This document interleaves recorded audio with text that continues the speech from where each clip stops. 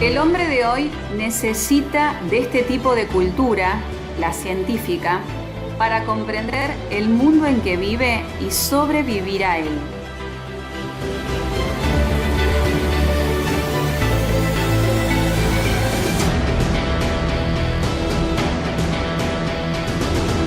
Ciencia y tecnología se complementan para acompañar nuestra evolución como ser humano y sociedad en función de los tiempos que corren. La mayoría de nosotros sabemos que esto no es fortuito ni inocente, sino conveniente. No obstante, esta conveniencia no implica demonizar los avances de la tecnología en la irrupción y mejoramiento de la producción y calidad de vida. Una de las formas de acercarnos a esta cultura científica que todo invade con su apabullante normalidad es plantear, a través de los medios de comunicación, el debate, la visibilización de la problemática.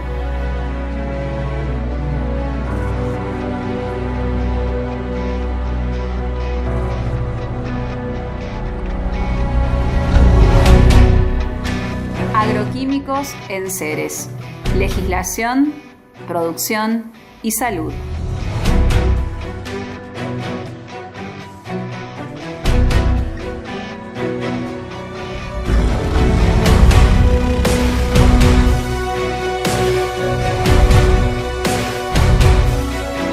Los agroquímicos son todas aquellas sustancias que se utilizan en la agricultura para el mantenimiento y la conservación de los cultivos. Estos pueden ser herbicidas, fertilizantes o insecticidas, entre los más conocidos. En realidad la ordenanza es sobre la aplicación de agroquímicos en nuestra ciudad de Ceres. Surge en el año 2012, ¿sí? En julio del año 2012 fue sancionada esta ordenanza por el Consejo de nuestra ciudad. Ahí empiezo yo con mi función. Mi función es auditar las aplicaciones. ¿Cómo es el mecanismo? El productor que va a hacer una aplicación me llama para que yo vaya a constatar que los productos que está aplicando, la zona donde lo está haciendo y las condiciones ambientales son las ideales para que pueda hacer esa aplicación, ¿sí? Esa es mi función, es como una auditoría que yo haría. En realidad el productor tiene que tener otro ingeniero agrónomo que le dé una receta de aplicación, ¿sí? El productor me tiene que presentar esa receta de aplicación, yo constato que los productos sean los adecuados y en base a eso le digo si sí puede o no puede aplicar los productos en base a las zonas que ya tiene delimitada la ordenanza. La ordenanza, cuando se planteó en el año 2012, tenía ciertas zonas, ¿sí? Desde la zona urbana hasta los 200 metros hay una línea agronómica. En esa zona es de resguardo, no se puede aplicar nada, ¿sí? Ningún producto agroquímico. Luego, desde esa línea agronómica hasta los 500 metros más, teníamos una zona de resguardo y protección ambiental que hasta el año 2014 se podía aplicar una vez al año productos de banda verde. A partir de entre los 700 metros, digamos, porque son 200 más 500, en adelante, el productor con su ingeniero agrónomo podían aplicar con pulverización terrestre solamente productos banda amarilla, banda verde, hasta los 1500 metros. Desde los 1500 metros hasta los 3000 metros, con pulverización terrestre, el productor podía aplicar los productos que él quisiera, obviamente restringiendo los banda roja, y con lo que es aplicación aérea solamente puede aplicar productos banda verde desde los 1500 hasta los 3000 metros.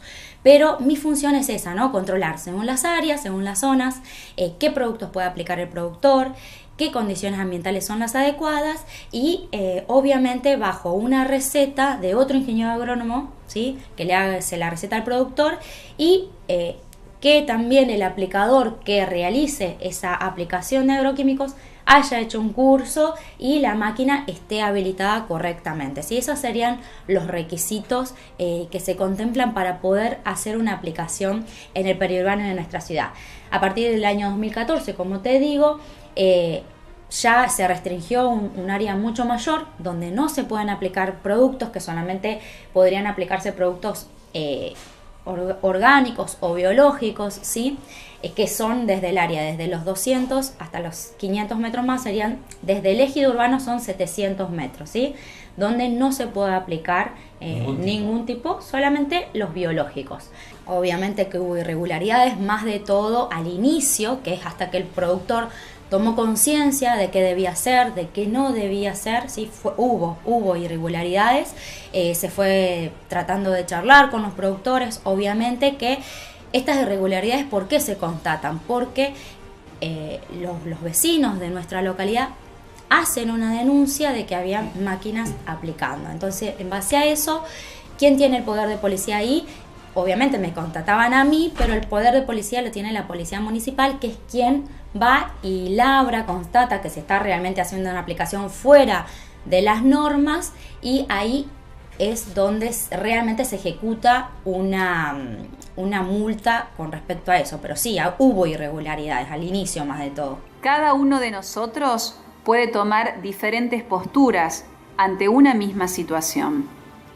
Un grupo de vecinos de Ercilia y Ceres formaron una asociación que trabaja en función del cuidado del medio ambiente y la concientización social.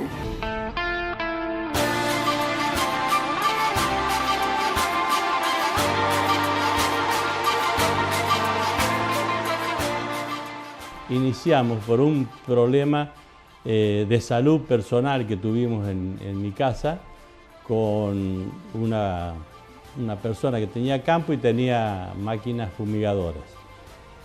Mi señora tuvo muchos problemas por este tema. Nosotros creíamos que no pasaba nada, teníamos el tapial de por medio, sentíamos los olores, inoculaban semillas dentro de ese galpón, y ahí empezó toda esta cuestión cuando los médicos nos dijeron: señora, usted se envenenó con algo que estuvo haciendo. No habíamos hecho nada. Entonces empezamos a investigar cómo venía la cuestión, y ahí empezamos a trabajar con el grupo. Nosotros ya teníamos un grupo formado en Ercilia que hacíamos otras cosas, entonces le agregamos algo más a eso y empezamos a trabajar investigando todo esto y estudiando la problemática esta, y así empezamos en Ercilia, después nos sumamos con los chicos de Ceres también.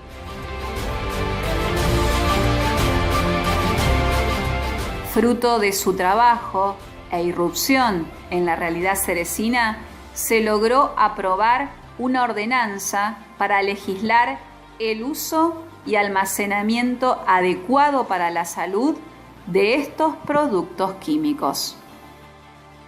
En el 2011, el grupo de vecinos autoconvocado ingresó al Consejo Deliberante de Ceres un proyecto de ordenanza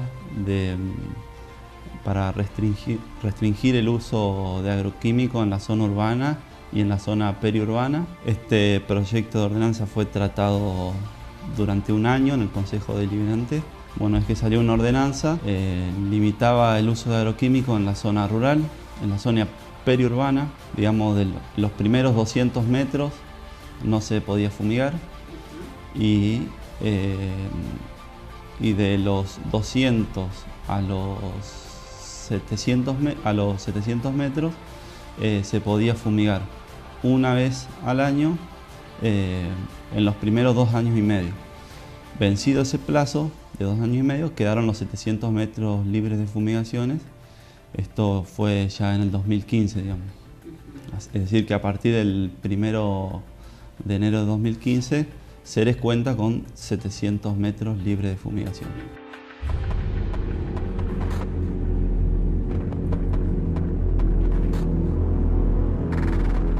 La situación en Ceres era como muy desordenada antes de todo esto, porque se veía mucha circulación de mosquitos dentro de la ciudad, muchos depósitos de agroquímicos dentro de la ciudad, y circulación de vehículos con bidones agroquímicos dentro de la ciudad y fumigaciones periurbanas, digamos. ¿Y la ordenanza regula también estas situaciones en cuanto al acopio, en cuanto Sí. a la distribución?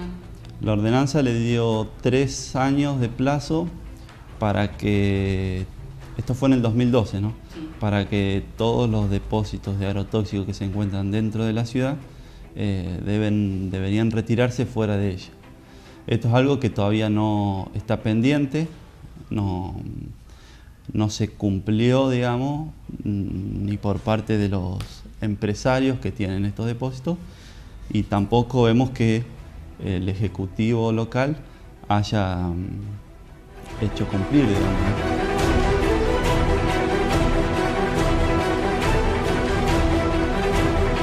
Ellos forman parte de un grupo de personas que a nivel nacional se preocupan y ocupan para dar difusión y pelea también con el poder económico en pos de la salud y del uso correcto de estas sustancias químicas. Mi nombre es Darío Ávila, soy abogado. Desde hace el año 2008 vengo participando, colaborando con las luchas socioambientales en Córdoba. Soy en este momento asesor legal de la Red de Médicos de Pueblo Fumigado y soy asesor y representante legal del Grupo de Madres de Barrio Ituzaingó Anexo. Bueno, el derecho ambiental es una disciplina nueva que se incorpora en la Argentina a partir de la reforma constitucional del año 1994, es decir, a partir de allí adquiere jerarquía y rango constitucional.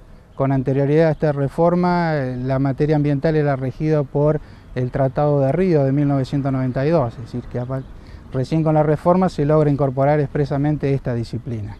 Y últimamente la disciplina es una de las más nuevas, tal es así que hay muy pocos autores que escriben sobre la disciplina, hay muy poca jurisprudencia, es decir, es una disciplina muy novísima que se está prácticamente desarrollando a medida que con el paso del tiempo.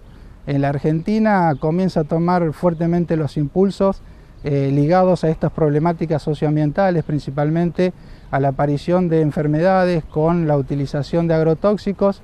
Los amparos ambientales fueron las primeras herramientas que se comenzaron a utilizar.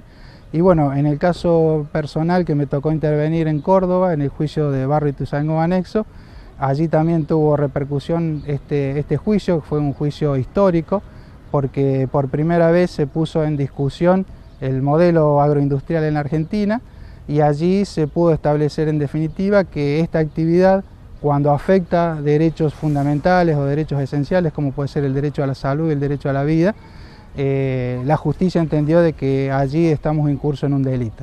Nosotros tenemos una legislación que es bastante vieja, es del año 1992, a pesar de tener esa fecha, recién se comienza a tener aplicación por estos tiempos.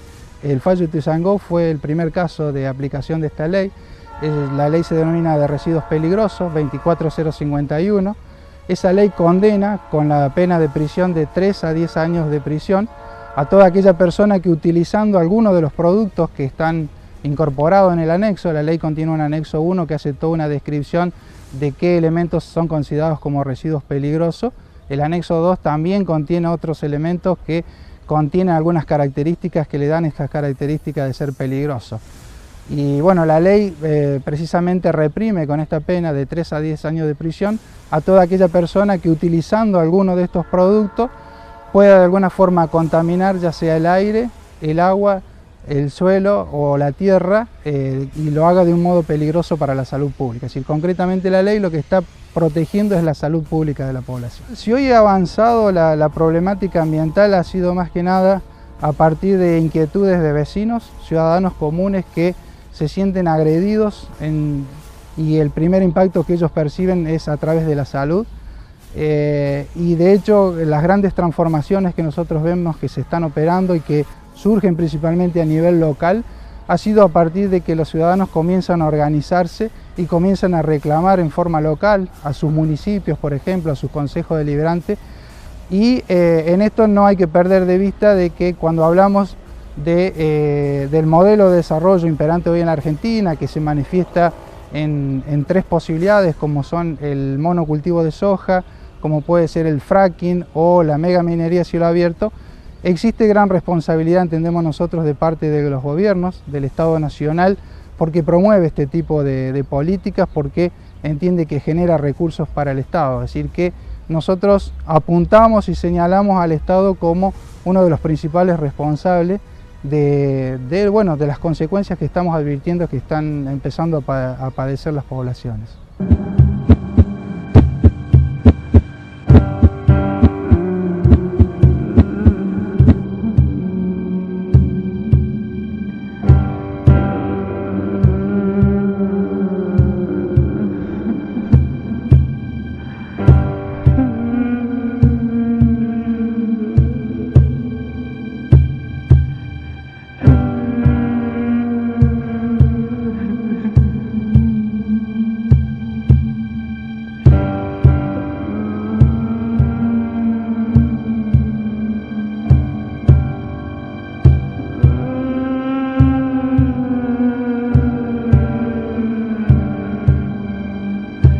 ¿Cuáles son las consecuencias del uso excesivo, indebido y sin control de los agroquímicos? Bueno, lo que nosotros vemos de que desgraciadamente lo que empezamos a sospechar los médicos hace ya unos años de que la exposición a agroquímicos estaba generando enfermedades más graves en las poblaciones expuestas ya está confirmado. Desgraciadamente los estudios que hemos hecho epidemiológicos como estudios ecológicos y ambientales en distintos pueblos, tanto en Santa Fe como en Entre Ríos o en Córdoba, y también que ha hecho el Ministerio de Salud de la Nación en el Chaco, muestra que las poblaciones expuestas a agrotóxicos tienen un perfil de enfermedad muy diferente a las poblaciones de las ciudades o a las poblaciones de otras áreas del país donde no hay exposición a agrotóxicos, y que en el perfil de enfermedad nuevo de estas poblaciones prevalecen como ser el cáncer, y el cáncer se convierte en la primera causa de muerte, ¿no? Nosotros vemos en muchos pueblos que 1 cada 3 vecinos o 1 cada 2 vecinos que fallecen por año lo hacen de cáncer, cuando en ciudades como puede ser Santa Fe, Rosario, Córdoba, 1 cada 5 personas que mueren por año lo hacen por cáncer. Y esto es coincidente con el análisis que hace la Organización Mundial de la Salud al reconocer que el glifosato como ser, que es el herbicida que más se usa en la Argentina, que produce lesiones en modelos experimentales de genotoxicidad, que produce en animales de experimentación las lesiones que dan origen al cáncer, y la Organización Mundial de la Salud reconoce que el glifosato produce cáncer. Nosotros, bueno, lo venimos constatando a este fenómeno en nuestras comunidades fumigadas de todo el país. La gravedad depende un poco de la cantidad de exposición a los agrotóxicos, como ser en los estudios que hemos podido hacer, vemos que la gente que vive más cerca de los campos tiene mayor riesgo, y cuando marcamos en un plano dónde vive las personas enfermas de cáncer o los problemas, o la gente que tiene hipotiroidismo, la gente que tuvo hijos con malformaciones, se ven que están en las zonas más cerca de los lugares donde se fumiga. Y también hemos podido hacer en los pueblos que hemos podido relevar internamente los pueblos, en donde hay depósitos de agroquímicos. En las manzanas donde hay depósitos de agroquímicos, contamos siempre más casos en esas manzanas de enfermos de cáncer. Hay pueblos que inclusive hemos podido medir en la tierra, hacer dosaje de agroquímicos, y encontramos que en esos sectores del pueblo donde hay mayor cantidad de depósitos de agrotóxicos y donde circulan los mosquitos por adentro del pueblo, la concentración de glifosato, como sé que tiene la tierra, es de 3.000 partes por billón, cuando en un campo fumigado nos llega a 100 partes por billón. O sea que hay más agrotóxicos, inclusive dentro de los pueblos, donde si se permite que se acumulen los agroquímicos adentro del pueblo y que circulen y se carguen los mosquitos adentro del pueblo. ¿Ha aumentado la cantidad de casos de cáncer en los últimos años? Sí, notablemente está muy aumentada, y año a año lo hace más, porque año a año también se usan mayores cantidades de agroquímicos, porque como sé, el glifosato pierde potencia ante la resistencia de las plantas y eso requiere que los agricultores apliquen dosis más grandes. Lo que nosotros vemos es que como ser pueblos como Monte Maíz o pueblos como María Juana, acá en Santa Fe tienen 2.000 enfermos de cáncer cada 100.000 personas, cuando eso es la tasa de prevalencia, cuando en Argentina no tendría que pasar de 800. O sea, tenía que haber 800 enfermos de cáncer cada 100.000 personas y en los pueblos nosotros encontramos 2.000, o sea, casi entre 2 y 3 veces más enfermos. En números concretos, nosotros como ser estudiamos Monte Maíz, una población que según el Ministerio de la Nación tendría que tener 11 enfermos de cáncer diagnosticados ese año. En el año 2014 nosotros encontramos 34. Las zonas que encontramos con tasas más graves están en Entre Ríos. En Entre Ríos, en la zona de San Salvador, donde se hace arroz y después se hace soja transgénica, hemos encontrado tasas de mortalidad por cáncer del 50%. O sea, de 1 cada 2 vecinos que se entierran en el pueblo se entierra muerto por un cáncer. Cuando esas tasas tan altas no las hemos encontrado y se repiten de año en año desde el año 2011 en adelante. Pero la realidad como ser del Chaco, en las zonas sojeras, en la zona de Salta, donde también está entrando la soja, como en Córdoba, en Buenos Aires y en Santa Fe, tenemos tasas que son el doble o el triple de las habituales, pero en Entre Ríos hemos encontrado lugares donde es más alto todavía.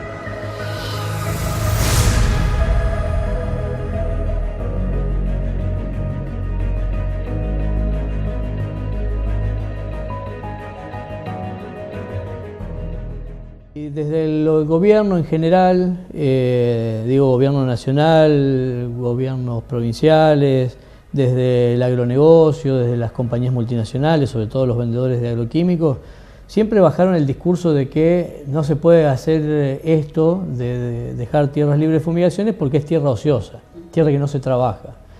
Y en realidad, digamos, es una gran mentira, es una más de las grandes mentiras. La primera gran mentira fue que el glifosato no hace nada, que hoy estuvo casi a punto de ser prohibido en Europa y se le dio una prórroga de 6 meses nada más para seguir siendo evaluado.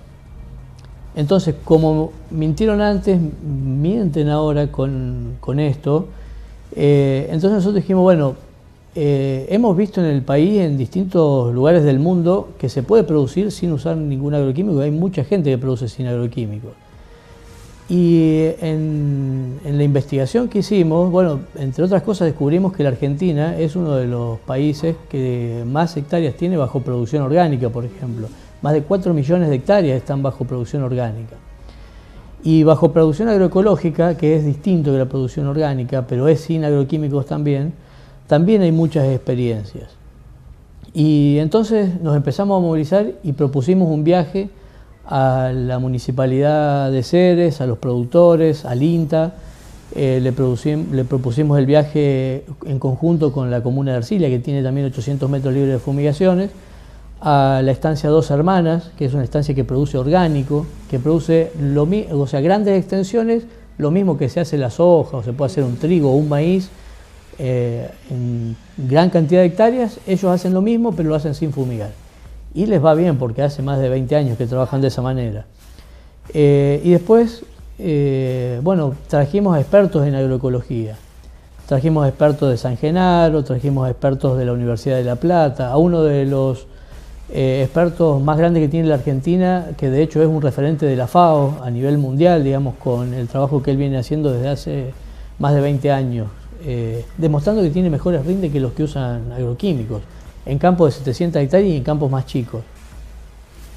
Y entonces se nos ocurrió elaborar una ordenanza, como estaba la ordenanza que decía no se puede usar agroquímicos en los 700 metros, bueno, en esos 700 metros el Estado debe acompañar a los productores en la reconversión productiva, porque sí se puede producir. Y entonces elaboramos un anteproyecto de ordenanza para la promoción de la agroecología. Ese anteproyecto se lo dimos en el año 2014 al INTA para que lo redibujen, lo escriban, le agreguen, le saquen, le pongan. No recibimos en su momento respuesta. Después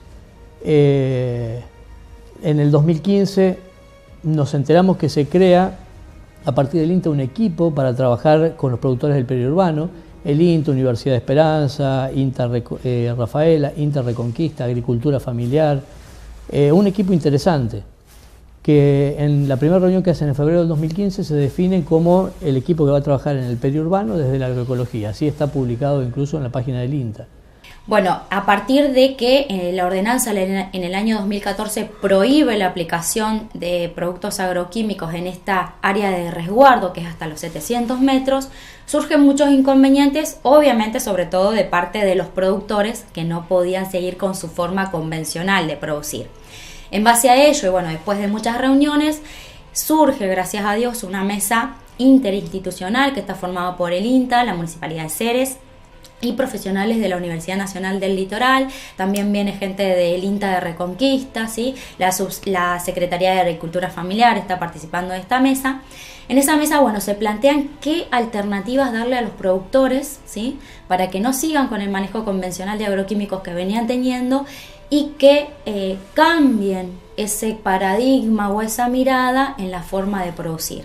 Esta mesa se está reuniendo, se han hecho encuestas a los productores, se están teniendo resultados realmente muy buenos, y la idea aquí es sí, realmente darle una respuesta a los productores y a toda la gente de la población en cuanto a qué otra forma de producir hay, ¿sí? Que no sea tan dependiente de estos insumos o de estos agroquímicos, que las hay, nada más que a lo mejor no las conocemos. Entonces, bueno, empezar a ayudarlos a que las conozcan y a que las puedan implementar realmente en nuestro territorio, que bueno, que nos va a hacer bien tanto a la población como a los productores, porque dejan de depender de estos insumos a los que ya vienen muy acostumbrados, ¿no? Es un cambio de paradigma, pero vale la pena tenerlo en cuenta y empezar a transitar en este camino, que es en conjunto, ¿no? Tanto la sociedad de Ceres como la gente que está con los ambientalistas,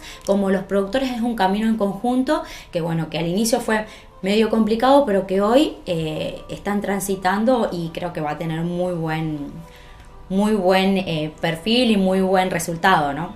Y lo que pensamos hacer nosotros es seguir trabajando, es decir, con los productores que quieran, con quienes sea, que quieran hacer experiencias de agroecología, lo vamos a hacer, lo venimos haciendo. De hecho hemos hecho algunas experiencias con algunos productores de aquí de Ceres.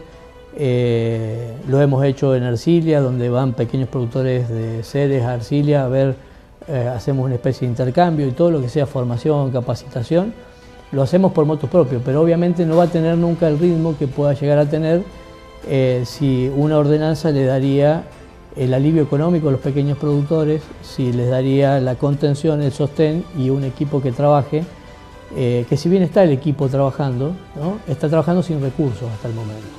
Entonces, qué bueno sería, y están trabajando con 3 productores, uno grande, uno mediano y uno pequeño, pero no hay 3 productores nada más en el periurbano. Entonces se están olvidando del 80% del resto de los productores. Y eso puede llegar a poner en riesgo los 700 metros libres de fumigaciones, lo cual vendría a redundar en más cánceres, más problemas, lo que ya sabemos, ¿no?, que traen aparejados los agroquímicos. Hay una necesidad manifiesta de trabajar todos hacia un fin común.